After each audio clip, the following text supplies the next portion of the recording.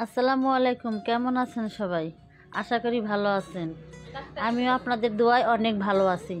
আজকে আমি আপনাদের সামনে গরুর মাংস ভুনা এবং পরোটা রেসিপি দেখাবো। অনেক দিন পর আমার ছোট ভাই আমার বাসায় বেড়াতে এসেছে।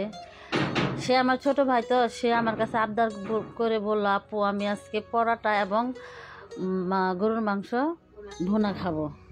তো ছোটো ভাইয়ের আবদার তো রাখতেই হয়, হাজার হলো বড় বোন আমি সবার বড়। সেই জন্য আমি পরোটা এবং মাংস রান্না করলাম। এতে আমার আম্মা আমাকে অনেক হেল্প করেছে, অনেক সাহায্য করেছে, দুজন মিলে রান্না করেছি। এখন আমি মাংসগুলো বাটিতে সব তুলে নিব।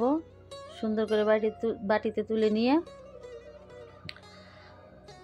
আমি পরোটার সাথে আমার পরিবারের সবাইকে একসাথে বসিয়ে আজকে তাদেরকে পরিবেশন করব এবং তাদের খাওয়াবো। আমি আস্তে আস্তে সব কিছু সুন্দর করে সাজিয়ে নিয়ে যাচ্ছি। এই যে দেখেন ভাইয়েরা বোনেরা, মাংস কষা এবং পরোটা এগুলো আমি আস্তে আস্তে তুলে নিচ্ছি। গরুর মাংসটা ভুনা কিন্তু অনেক সুন্দর হয়েছে, কালারটাও অনেক সুন্দর, অনেক গ্রান, সুস্বাদু, খেতে মনে হয় অনেক ভালোই লাগবে। আপনাদের কাছে যদি ভালো লাগে অবশ্যই লাইক কমেন্ট করবেন। আমি এখন এগুলো নিয়ে যাচ্ছি, আমার ফ্যামিলির সবাইকে একসাথে বসিয়ে দিয়েছি। একসাথে সবাইকে বসে দিয়ে আমি আস্তে আস্তে তাদের বাটিতে এবং প্লেটে মাংস এবং পরোটা দিয়ে দিব।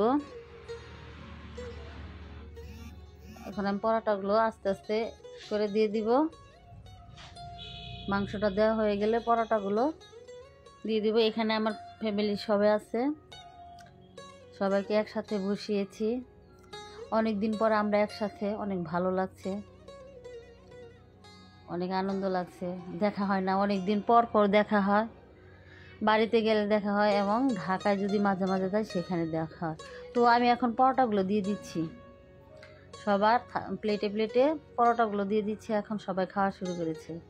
দেখেন আমার ফ্যামিলির সবাই আছে, আমার মেয়ে, এটা আমার মেয়ে, আমার ছেলে, আমার ছোট ভাই। আমার মেয়ে তো অনেক খুশি মাংস ভুনা এবং পরোটা পেয়ে।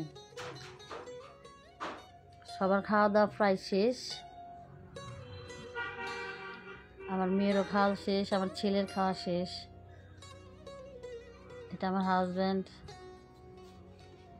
ওরা সবাই খাওয়া শেষ করেছে। খাওয়া শেষের পথে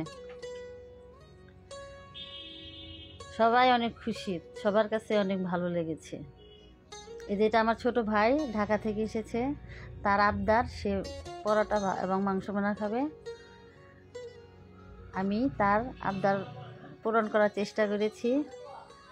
আপনারা দোয়া করবেন আমার ছোট ভাই যেন অনেক বড় হয়, সে লেখাপড়া করে যেন